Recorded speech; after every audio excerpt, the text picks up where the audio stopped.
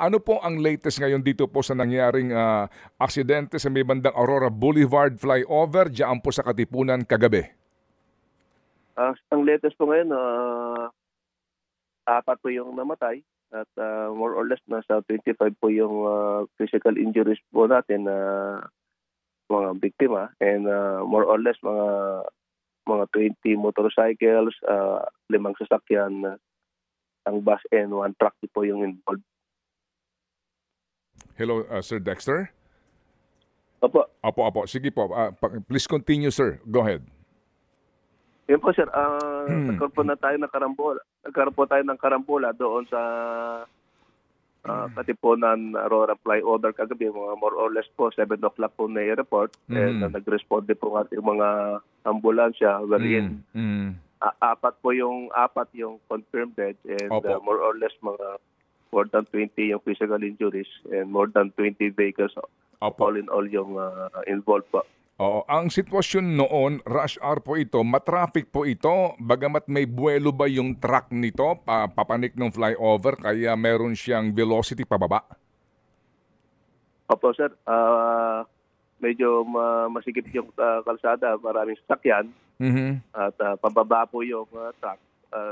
Allegedly, nawala na naman po ng preno. And alam po natin dito sa flyover ito, pababa po yan. And maraming mga motorsiklo nasa gilid. Yung truck ko ay bandang outermost lane ng flyover. Kaya mapapansin po na yung mga motorsiklo na nasa gilid ng yung railings ng flyover, doon po nasiksik, doon po na git-git yung mga motorsiklo. Kaya marami pong ina-involve. Opo. Ilang gulong ito? Ilang wheeler po itong wing van na ito? Mga 10 po yan o 12 yan eh. Yung regular na wing van po yan. Opo. At ito hong mga namatay, sakay po ng motorsiklo ito. Sino-sino po ito? Wala pang pangalan po yung apat po, no?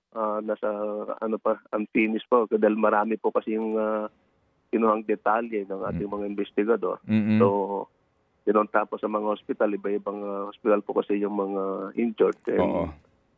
Yung kaya na medyo matagal po yung pag-collate ng data. Opo. Ilan po doon sa 20 ang grabe ang sitwasyon po na mga nadamay dito?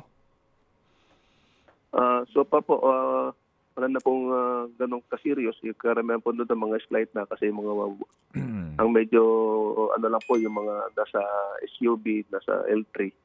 Pero yung sa motorsiklong iba, yun po yung medyo may grabing mga physical injury. Opo.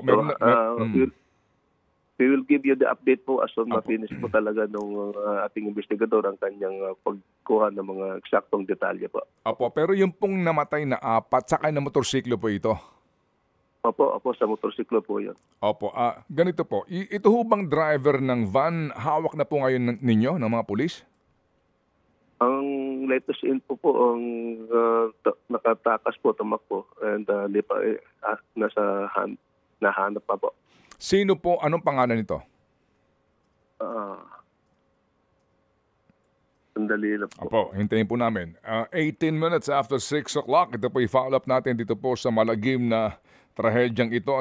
Isang, ang binabanggit po dito, 12-wheeler daw na wing van. Okay, go ahead sir. Ano pong pangalan, driver? Suspect po, Richard Mangopang. Opo. Taga saan po ito? Driver ng wing van. Wala pong makuhang detalye, sir. Pero yung driver siya ng wing van na may numerong plaka na RJK 719.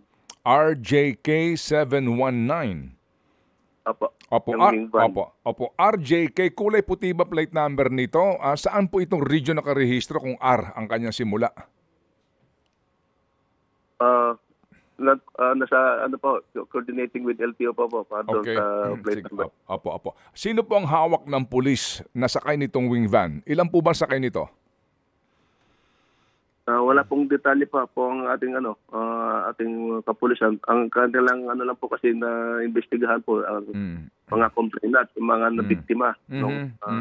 So yun po yung may mga detalye, yung mga pangalan po ng mga nasaktan, may-ari ng mga damage na sasakyan niya sila. Yun po yung may mga complete list pa ng ating kapulisan. Opo, opo. Meron ho ba itong rehisto na na-recover doon sa wing van? Sino may-ari ng truck?